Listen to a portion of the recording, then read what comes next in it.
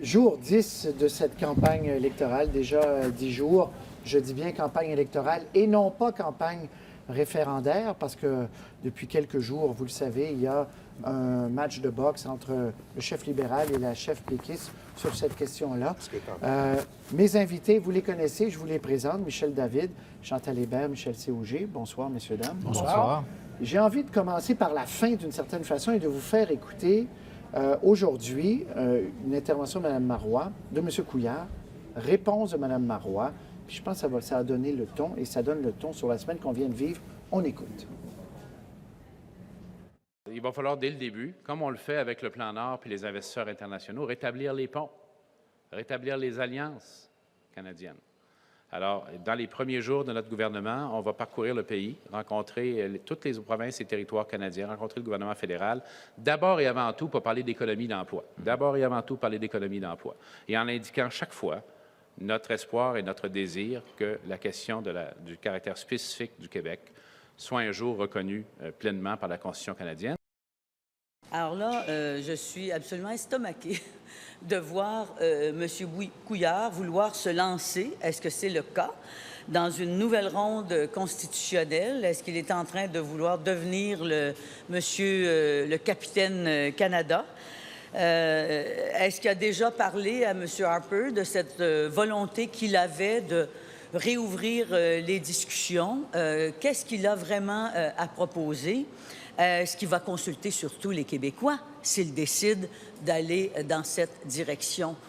C'est un peu difficile à suivre. Une campagne aussi qui est pas si facile à suivre que ça, c'est presque surréaliste. On est passé de plusieurs jours sur la souveraineté, référendum, et là, aujourd'hui, on a basculé dans le renouvellement du fédéralisme, discussion constitutionnelle peut-être, tournée canadienne. Biou! Michel David, premières impressions. Oui, bien, à partir du moment où M. Couillard accuse continuellement de Mme Marois d'avoir un agenda caché, à un moment donné, il faut qu'il présente le sien. Maintenant, la façon dont c'est parti là, moi, je me souviens que le dernier chef libéral qui a commencé à ouvrir la porte et suggérer que peut-être on reconnaisse la société distincte, c'était Jean Charest en 98. Il s'est fait fermer la porte sur les doigts par Jean Chrétien. Dans une entrevue à Daniel Lessard. Exactement, qui lui avait dit la Constitution n'est pas un magasin général où on peut prendre ce qu'on veut. Alors, ce que M. Couillard doit espérer là c'est que personne ferme la porte avant la fin de la campagne. Le 8 avril, ça sera toujours un moindre mal. Il n'y a personne qui va fermer la porte d'ici le 8 avril pour la bonne et simple raison que M. Harper n'a pas l'intention de s'embarquer dans ce genre de conversation-là, mais aussi parce que le chef de l'opposition officielle à Ottawa, Thomas Mulcair, et aussi de cette école-là, il va chanter ce refrain-là. Mais attendez-vous pas à ce que tout à coup, les premiers ministres sortent de leur bureau pour dire oui, non, ça n'arrivera pas. Michel, sur cette journée-là, parce que, je répète, il y a un côté surréaliste à ça, ça va très, très vite, et on ne pensait pas aller si loin aussi peu de temps. Non, c'est vrai, sauf que on est encore dans une journée où on parle de constitution, de référendum, de la place du Québec, de l'avenir du Québec, au lieu de parler de garderies, d'hôpitaux et de charte des valeurs. Alors, ça, c'est une journée de perdu pour Mme Marois quand même. Même si elle réussit peut-être à scorer quelques points contre M. Couillard en disant « Qu'est-ce que vous allez faire? Allez-vous faire un référendum sur la Constitution? » À la fin, on est en train de parler d'autre chose que du plan de match de Mme Marois et à chaque fois qu'elle fait ça, elle réveille des fédéralistes de l'autre côté. Donc, on est encore dans l'immense effet PKP de dimanche dernier et Mme Marois sa campagne a été déroutée. Beaucoup de souverainistes sont contents de ça. Est-ce qu'elle l'est profondément? Non, sûrement pas. Écoutez, M. Pellado, je suis convaincu que son plan de match, c'était pas de faire dérailler la campagne du Parti québécois. C'était, je pense, de convaincre les souverainistes que son ardeur souverainiste, là, pour faire oublier son passé de méchant capitaliste. Mais il y en a tellement mis qu'il a effectivement fait déraper la campagne. Et Mme Marois, depuis ce temps-là, est sur la défensive. Elle est continuellement obligée. Écoutez, elle est en train de parler de frontières, de citoyenneté, de monnaie.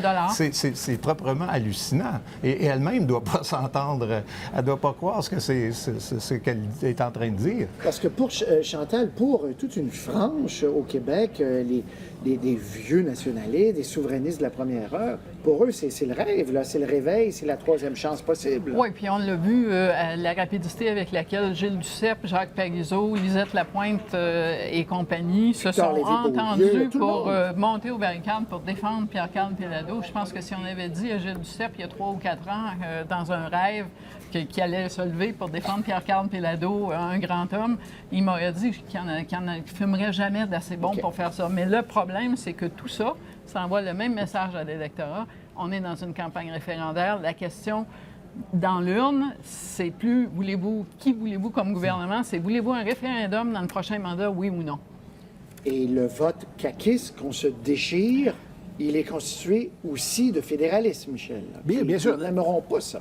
Qui n'aimeront pas ça. Et actuellement, c'est très clair. On l'a vu dans le sondage, par exemple, qui a été publié sur la région de Québec. Le vote caquiste s'effrite, mais il s'effrite d'abord et avant tout pour le Parti libéral. Il ne s'effrite pas pour le PQ. Il y a encore des nationalistes à la CAQ, sans doute, mais il y a plus de fédéralistes qu'il y a de nationalistes. Il y en a toujours eu, d'ailleurs, plus que de nationalistes. Alors, à un moment donné, si la polarisation dure jusqu'au 7 avril, bien, c'est le Parti libéral qui va gagner des votes. Ça ne veut pas dire qu'il va gagner l'élection, mais qu'il va gagner des votes au sein de l'électorat caquiste. C'est ça qui est incroyable, c'est que M. Péladeau, sa job dans cette campagne-ci, c'était pas d'effrayer les caquistes, c'était de les attirer. Et là, c'est exactement l'inverse qui se produit. Donc, polarisation sur à peu près toutes les questions référendaires, souveraineté bien sûr, sur la charte aussi. La question qu'on se pose, qui est la suivante, c'est M. Legault, a-t-il encore de l'oxygène, de l'air, Chantal? C'est surtout, a-t-il encore de la visibilité? Parce que quand on tombe dans ces débats-là, il n'y a pas beaucoup de place pour un parti comme la Coalition Avenir Québec. À la limite, il était mieux servi par le bon gouvernement, l'économie, etc. Et là, on s'en va pas là. Mais même si on y retournait, ce que moi, je trouve plutôt improbable, bien franchement, M. Péladeau serait dans son chemin aussi. Parce que des électeurs de la CAQ, si on tombait là-dedans, diraient « Oui, mais regardez, là, c'est presque un gage de ce que ce gouvernement-là va faire un virage à droite. » La polarisation sur la Charte des valeurs lui avait fait très mal. Imaginez une polarisation sur la question référendaire. Ça fait encore bien plus mal à la CAQ, à un parti qui veut dire « ce débat-là, on ne veut pas qu'il y ait lieu ». C'est épouvantable pour lui. Là. Donc, si on tire une ligne à la fin de cette semaine, est-ce qu'au net, vous dites que toute cette semaine, tout le débat référendaire, toute cette polarisation nuit et Mme Marois va perdre des intentions de vote, Michel? Oui, je pense que ça nuit au Parti québécois et surtout, ça aide les libéraux qui, eux, font une remontée. En tout cas, sur le terrain, je pense que M. Couillard a gagné les 3 premiers jours là, de la semaine dernière et cette semaine-ci. Au total, c'est pas une campagne qui est bien partie pour le PQ. Michel, vous êtes d'accord? Je suis très d'accord. C'est pas tant le problème du PQ qui perd des voix. Je suis pas sûr qu'ils en perdent beaucoup. Ce qui est clair, par exemple, c'est que les libéraux sont en train d'en gagner au profit de la CAQ, mais aussi peut-être des quelques libéraux qui étaient plutôt favorables à la Charte et qui pensaient voter PQ cette année. Si on a réveillé l'ours référendaire, tout ça change. Est-ce qu'il y a il nous reste 2 minutes, est-ce qu'il y a des engagements, des promesses qui vous ont frappé? Parce que je vais finir ma phrase là, je ne vais pas dire ce que Chantal, est-ce qu'il y a des choses que vous avez entendues, que ce soit de la CAQ, pour les PME, pour le décrochage, que ce soit les libéraux, pour l'économie, Mme Marois, qui vous ont surpris ou c'est ce qu'on entend jusqu'ici, c'est assez attendu? Ce que moi j'entends jusqu'ici, c'est ce à quoi je m'attendais. Sinon, le virage qui m'a semblé, je ne veux pas dire antisyndical, mais je ne trouve pas un meilleur mot de la Coalition Avenir Québec. On a joué très fort sur ce tableau-là. Moi, ça m'a semblé un geste plus désespéré que d'autres choses. Je couvre la politique fédérale. Je suis convaincu que Stephen Harper, qui a vu ça, s'est dit il y a peut-être des candidats pour moi si ça tourne mal pour M. Legault. On va aller rechercher M. Legault. Oui, ça c'est la dernière version de l'ADQ. Dans les dernières semaines avant la fusion avec la CAQ, là, ils étaient partis dans un délire antisyndical. Je me souviens d'un conseil général à Trois-Rivières. C'était absolument sidérant. Maintenant, moi, ce qui me frappe le plus, c'est pas tellement les promesses ou les engagements qui ont été pris que ceux qui ne l'ont pas été. Il y a une aseptisation, si je peux dire, de la plateforme du Parti québécois qui est assez frappante. Évidemment, on a laissé tomber la question du référendum d'initiative populaire. On parle même plus de gouvernance souverainiste, d'ailleurs. Je ne sais pas, la campagne, c'est assez paradoxal vu le tour qu'elle a pris. La question des cégeps. la question, évidemment, de la Le loi français, oui, étant de la loi 101 au cégep. La loi anti-SCAV, évidemment, avec l'arrivée de M. Pellado, ça perdait... Ça a été retiré, en fait, la veille, quoi. Ça a été retiré, voilà. Et il y a des mesures, en général, progressistes ont été retirées. Je vous donne un exemple dont on ne parle plus. Dans la plateforme précédente, on parlait de revoir le financement des écoles privées pour leur imposer d'accepter des élèves en difficulté d'apprentissage, faute de quoi ils perdraient du financement. On ne parle plus de ça. Alors, c'était une plateforme, finalement, qui était de nature à séduire les caquistes. Dernier mot, 10 secondes chacun. Lapinière, le Parti québécois ne présente pas de candidat, comme Mme Fatima Ouda-Pépin. On dit vouloir l'entendre sur la charte. Vous achetez ça, Chantal?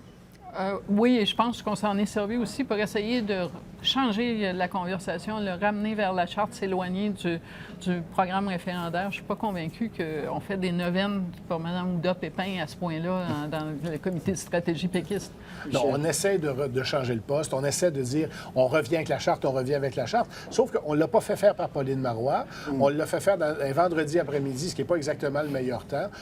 Ça ne coûtait pas cher de sacrifier un candidat dans un comté qui n'allait pas gagner. Ça arrive pas souvent, quand même. Mais quand même. Très bien, messieurs, dames, toujours un plaisir. À vendredi prochain. Lendemain de débat, parce que jeudi, c'est le premier débat. Voilà, merci. Bonne fin de semaine. Au revoir. Au revoir.